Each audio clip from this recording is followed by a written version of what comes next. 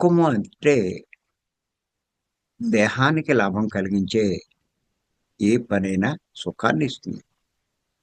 నచ్చింది తిన్నావు. అది తింటున్నంత సేపు సుఖం అనిపిస్తూ ఉంటాం. బయట మంచి వేడిగా ఉన్నప్పుడు ఏసీలో పడుకున్నావు. ఎంతో సుఖంగా అనిపిస్తుంది.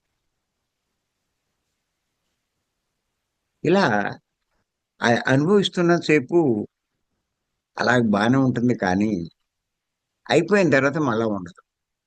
తాత్కాలికం. అలాగే సంతోషం. నీకు కోరుకున్నది లభించినప్పుడు, నువ్వు అనుకున్న లాభాలొచ్చినప్పుడు, నువ్వు అనుకున్నట్టు మంచి ర్యాంక్ సంపాదించుకున్నప్పుడు సంతోషంగానే ఉంటుంది.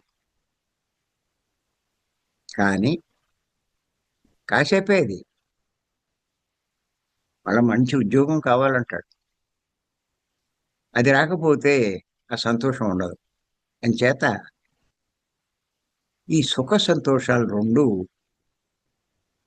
తాత్కాలికమైనవి.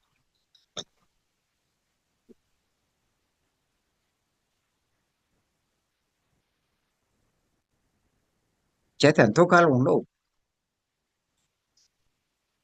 కానీ ఎప్పుడైతే ధ్యానంలో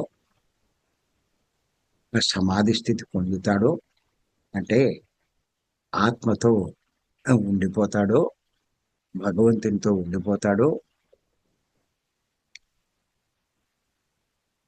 అక్కడ పొందే ఆనందం అంతులేనిది, అనిర్వచనీయమైనది.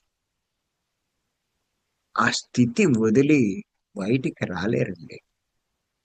రాలేక అలా ఉండిపోతారు. బయటకొస్తే మటుకేముంది? ఆ రకమైన ఆనందం ఎక్కడ? దేంతో వర్ణించొచ్చు? వర్ణించలేరు అంటుంటే.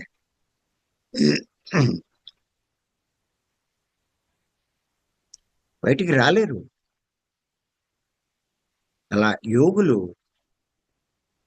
అటువంటి సమాధి స్థితి పొందినప్పుడు రాలేరు. కావాలంటే మనం ఉదాహరణ చెప్పుకోవచ్చు.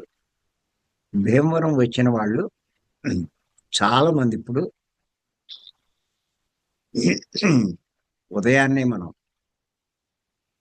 5కి ధ్యానంలో కూర్చోమంటే, ఆ ఆనంద స్థితిని అనుభవించిన వాళ్ళు 4కే కూర్చుంటున్నారు, 3కి కూర్చుంటున్నారు, 2కి కూడా